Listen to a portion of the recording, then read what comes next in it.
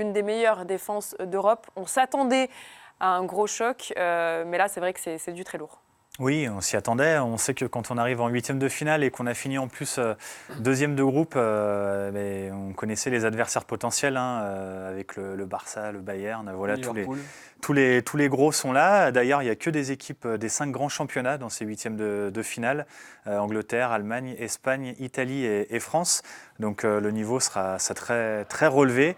Voilà, après, on avait déjà joué. C'est du bonus. On part évidemment pas du tout favori face à la Juve, qui est l'un des, pour le coup, favoris de la compétition, avec l'un des meilleurs joueurs au monde, Cristiano Ronaldo.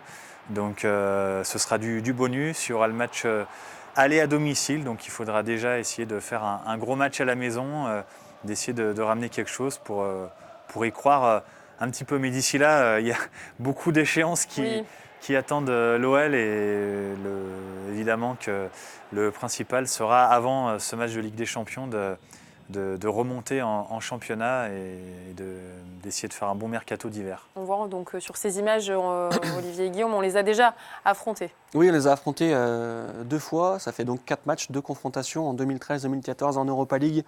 On ne les a jamais battus sur ces 4 matchs. Une défaite à Gerland à l'époque 1-0, une défaite à Turin 2-1, donc c'était en quart de finale d'Europa League. Et puis on a vu les images plus récentes en 2016-2017, c'était en phase de poule de Ligue des Champions. Défaite 1-0 cruelle au Groupama avec un Gigi Buffon des grands soirs. Il avait sorti un péno sur Alex Lacazette, un arrêt magistral contre Nabil Fekir et aussi un autre sur une tête de Corentin Tolisso. On avait perdu 1-0 sur un but de Cuadrado qui joue encore d'ailleurs à la Juve. Et puis au retour, on avait fait une grosse perf. C'était lors de la 4e journée de la phase de poule.